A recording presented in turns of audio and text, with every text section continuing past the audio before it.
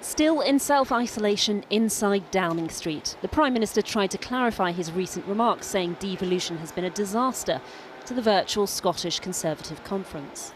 I know that comments that I made the other day on devolution have been widely reported, leaked, not entirely accurately, but never mind. Since there were no press in the room, I'll give you my round, unvarnished view. Just because I've criticised the performance of devolution doesn't mean I want to oppose devolution as a concept in itself.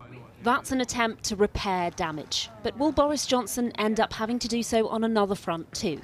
He continues to back Home Secretary Priti Patel after an independent report found she broke the ministerial code by bullying staff. And questions are also being raised over whether he attempted to get that report toned down. The Prime Minister has failed, comprehensively failed, a test of leadership when a report came across his desk with clear findings of bullying. And I'm afraid he has just simply brushed it to one side. And the impact of that, not just on trust on his government, but the signal it sends to victims of bullying is frankly awful. Ms Patel herself apologised yesterday. So if I have upset people, that has been completely unintentional. That was not my intention. But the only resignation came from the author of the report, Sir Alex Allan, after Boris Johnson chose to reject his findings. The Prime Minister reportedly ordered Conservative MPs to form a square around the Pritster in a WhatsApp group. And sure enough, a huge number of Tory MPs rallied to support Priti Patel, gushing in their Twitter tributes to her, describing her as kind and hard-working. The former leader of the Commons, Andrea Leadsom, who championed an independent complaint process on bullying last year, said she had never seen her bully anyone, while another MP told Ms Patel's critics to bugger off. None of us want to see bullying or poor practices within the workplace, and the Home Secretary has been clear that she would never want to do that intentionally. Now it's very important that we move forward, and I'm fully behind the Home Secretary. She is a brilliant Home Secretary, and she's getting on with doing a very important job in government. Priti Patel may well ride out the pressure. She is popular among Tory grassroots and clearly has the backing of number 10. But many will argue her exoneration by the PM has set a worrying precedent. Well, joining me now is Dave Penman, General Secretary of the FDA, the union which represents civil servants and public service professionals. What's your advice now to civil servants if they want to bring allegations of bullying against politicians? I mean, should they just shut up? Well, civil servants have no choice. The only mechanism they've got is the ministerial code. And let's be clear, this isn't just about bullying. This could be about harassment or even sexual harassment. So the message the Prime Minister has sent them is that actually they're not the priority. The evidence is not what you consider. It is about the prevailing political winds and pressure from his backbenches. And that's a terrible message to send 450,000 civil servants. Of course, because the report hasn't been published, we don't know precisely how bad it was. Are you familiar with the precise allegations? You know, did anyone have to leave their job or have mental health problems or, you know, anything really serious as a result? Or is this just a politician who screams and shouts and swears? I think we don't know who came forward to speak to the investigators. As you say, the report is not published in full.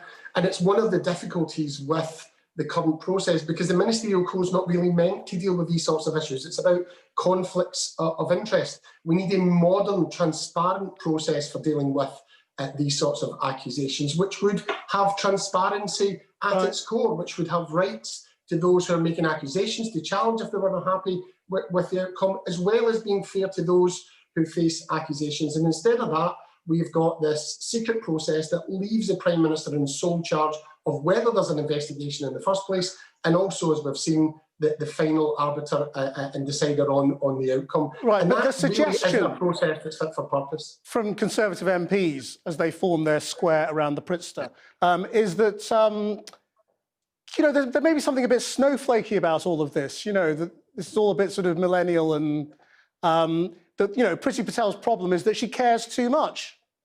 And you know, she's passionate. And sometimes, if you're passionate, you may raise your voice.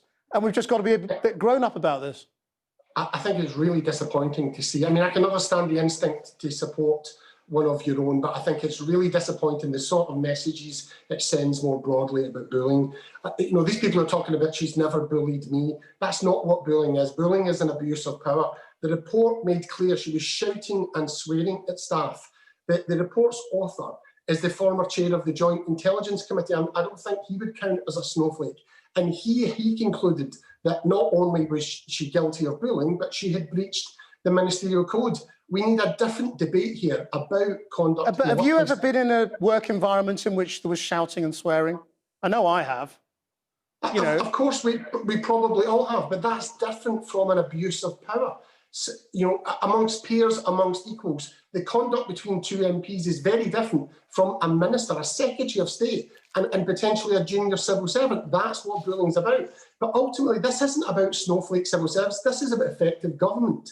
If people are bullying civil servants, if ministers are behaving like that, civil servants are going to be reluctant to give them the advice they need. Can you imagine being the civil servant who has to go to Priti Patel and give her advice that's really important, but that she might not like? You would hesitate around that if she thought she was going to react in a bad way. So this actually is about effective government, not just about the feelings of civil servants. Dave Penman, thanks very much for joining us.